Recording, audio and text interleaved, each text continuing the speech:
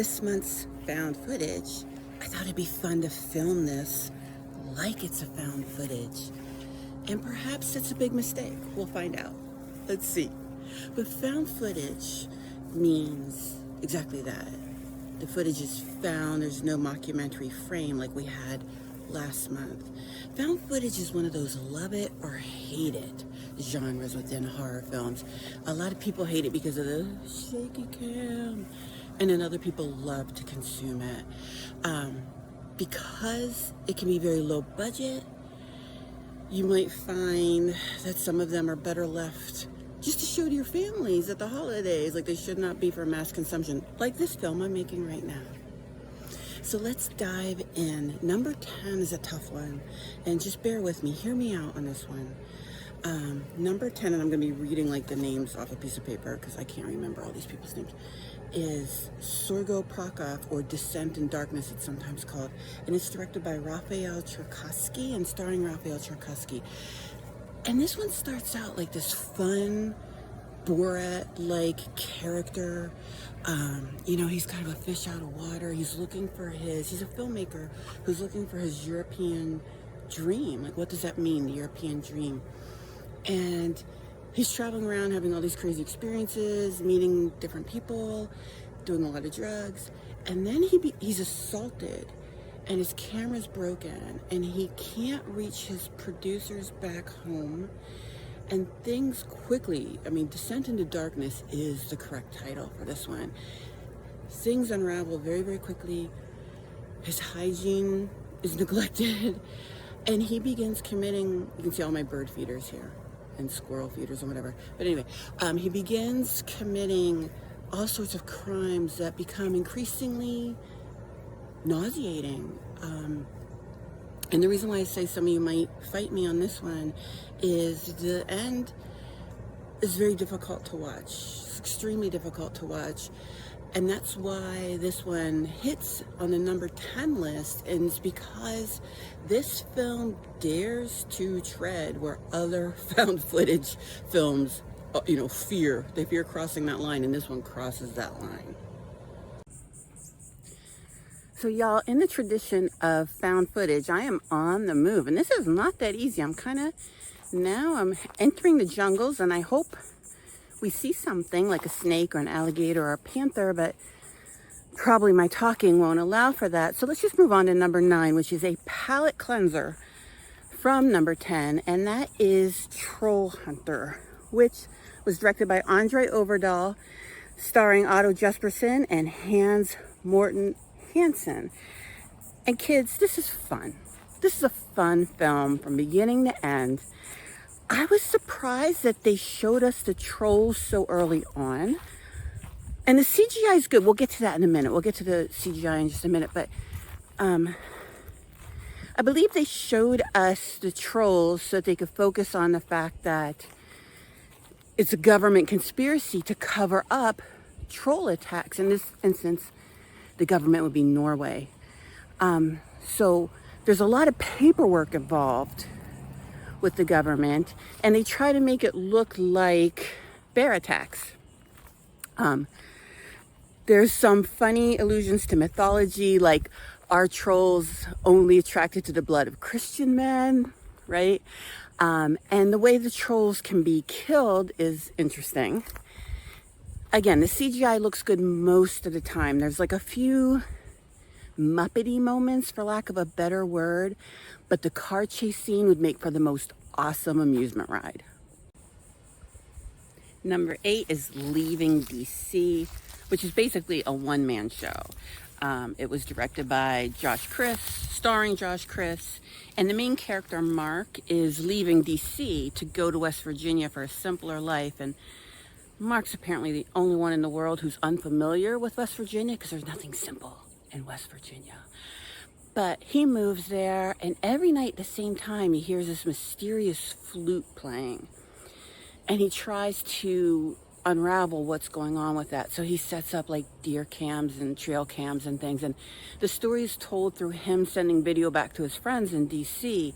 And again, he's really the only person in the film, except for there's like one really short snippet where a woman comes to visit him. But otherwise, it's him and us watching these trail cams and him sort of explaining what's going on with him. And what makes this number 8 on my list is the way it deals with loneliness and mental illness and substance abuse.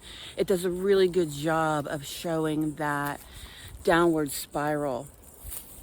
And the flute playing and the images that we see are really creepy, but ultimately Mark is the architect of his own derailment. This is harder than I thought, y'all. I have to keep looking at my feet so I don't trip and kill myself. But number 7 is Jeruzalem, directed by Doron Yav Paz and starring Danielle Jadlin and Yael Grobgloss. There is a bit of a frame in the beginning of this film, but it actually gets integrated later. So come fight me, come at me. But it's not a mockumentary. It's allowed. The Godmother's allowing it for this one. This film is basically travel porn. It's the story of 2 girls, one who's grieving the loss of her brother. They're on this trip, and they're going to Tel Aviv, but making a stop in Jerusalem. The story is told through the one girl. Sarah is wearing smart glasses, and that's what's filming everything. And I know some viewers found it annoying, but I thought it was really clever, and I thought it was a nice message about how we use social media and how we try to curate all of our experiences, like pretending that we're doing a found footage film when really we're just kind of walking through the jungles and nervously looking around, because I think there might be a monkey over there, but he might throw something at me. I don't know. So I like that. I like the message of that. Sarah, the main character, is kind of whiny. She whines a lot, and she can never keep up with them, but that was, you had to have that because she's the one filming, so she has to follow along behind so that we can see all the other characters and see how they're reacting and see how they're behaving. If she were in the front of the pack, we wouldn't get that information. It's intense when they're trying to flee the city. I really loved how toward the end we had, a Muslim, a Jew, a Christian, but they didn't really draw a lot of attention to that. But you could see that, they were trying to show us something with that, but they didn't soapbox about it. The CGI looked really cool. There was good foreshadowing in it. And I get a little tired of the Catholic demonology, probably because I was raised on it. So I really love when demon films come from a different base. So I really appreciated the Jewish demonology in this film. And it got hot, y'all, so we're doing a water-based found footage now. If you see a panther or a bobcat walking behind me, let me know. Be grateful I didn't take you in the bathtub with me, because the Godmother does weird things like that sometimes. We're at number 6, which is Hell House, directed by Stephen Cognetti, starring Ryan, Jennifer Jones, and Danny Bellini. And this too has a little, I know there's that little interview documentary part to it, but the Godmother's going to allow it because it's a setup. And then the next hour and a half is all found footage, and it's layers of found footage within found footage, as we see people, it goes back and forth between 2 stories. The original story is that the abandoned hotel was set up to be a haunted house, like a fun haunted house, and then people died, and then there's an investigation of it. So the investigators watch that found footage and then go in and do found footage of their own. If you are afraid of clowns in any way, you want to steer clear of this one. The ending is really good, and that's what puts it up higher on my list than some of the others. Number 5 is Be My Cat, which is a Romanian found footage film. It's a wild ride. A friend of mine recommended it to me years ago, and I'm always thanking him for doing so. It was directed by Adrian Toffe, who is also the writer, producer, and main character of the film. He's also a really nice, accessible person on social media. So if you watch this and you enjoy it, reach out to him and let him know. What this film is about is there's this filmmaker who's obsessed with Anne Hathaway, I don't think I need to tell you he's crazy because he's obsessed with Anne Hathaway. I mean, it's not Sheila Vaughn, for Pete's sake. It's Anne Hathaway. So he's showing her, he's making a film to show her what a film would be like with the two of them in it. And he gets these actresses to come be stand-ins for Anne Hathaway. And it goes sideways. Again, it's super crazy. He loses all rationality. But it's really creepy fun, this film. I think some of y'all anticipated this one, and that is Wreck, which is a Spanish found footage film directed by Juan Balaguerro and Paco Plaza, and it's starring Manuela Velasco, who plays a reporter who goes along with a group of firefighters into a building, and they soon find out that the building's being quarantined because of a virus. And man, does this one hit different when you watch it post-COVID. The first time I saw it was pre-COVID, and then I saw it again after COVID, and whoa, it was really different. This one has a lot of really good jump scares and a high body count, especially for a found footage film, because that's kind of unusual to have such a high body count there. Excuse me as I'm swimming around. There's a scene where they chain a woman to a staircase, and you know what's coming, but it's still really good. It's such a great payoff. Really fun film to watch. Number 3, I put off watching because it had such a good marketing campaign that I was afraid I was going to be let down, and that's Cloverfield, which was from 2008. It has a really big budget. The special effects are really good. So again, I was kind of like, how good can this be? And I was so pleasantly surprised. Obviously, it's at number 3. It's directed by Matt Reeves, and it's starring Lizzie Kaplan before we knew like how phenomenal Lizzie Kaplan was. Like, she kind of went unrecognized in this film. And Jessica Lucas.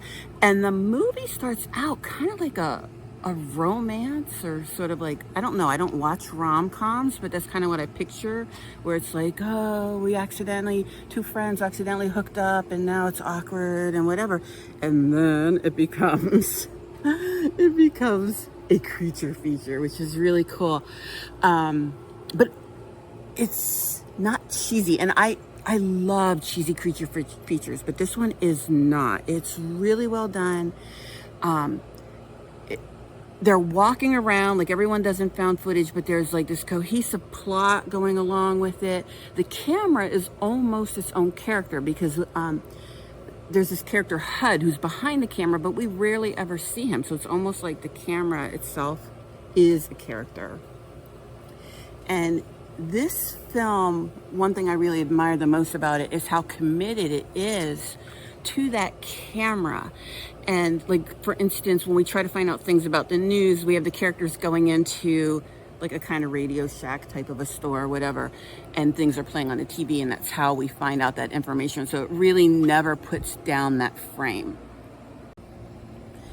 Number 2 is Creep, which this is a movie I'm still not over. When did it come out? 2014, so 10 years. It's like the 10-year anniversary of this film. I'm still freaked out by it. I did love Creep 2 as well. I really did. But Creep freaked me out. It still does. It's directed by Patrick Brice, and it stars poor Mark Duplass, who I can't watch him in anything else. Like, even if he's playing, and he does often play like characters, but there are times when he plays like the nice guy, and I'm always like, watch out for that guy. Like, I can't with him. I absolutely cannot. He's probably the nicest man in the world. He freaks me out. But he's the main character. And he plays a man who's dying, and he hires a filmmaker to record a film of him so that his child, after he's died, will get to know him better. And none of this is true. Okay? He's just a creep. He's making all this up, and it just gets more and more sketchy. And you guys, Peach Fuzz, I still can't with Peach Fuzz. And if you know, you know, but that freaked me out. It still continues to freak me out. And number one, and thank you if you stayed the whole way through this. I didn't realize found footage was so hard to do. This was not very good. So I appreciate it. But number one is the granddaddy of them all, the Blair Witch. I know it's not the first, but to me it was the one. And again, the marketing campaign was amazing. Youngins, people thought this was real. People swore this was real. I can remember like talking to my friends and they were like, dude, no, that's totally real. And they like told me I was stupid for not believing it was real. And I'm like, it's not real. I mean, they were stupid. I knew it wasn't real, but I also thought it was real, if that makes any sense.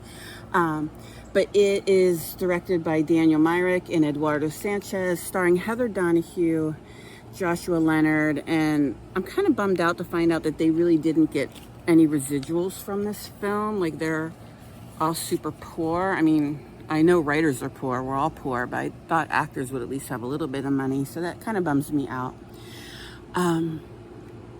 This film, okay, so why is this number one? Because this film literally gave me nightmares at least a week, if not 2 weeks after I saw it, like every night, like every time I closed my eyes, like I would wake up from a dream, go back to sleep, there it was again. Literally gave me nightmares for a week to 2 weeks. The ending freaked me out.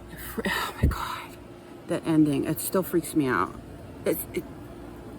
It's freaky. Okay, I need space. I need to go take space. So anyway, again, thank you for watching.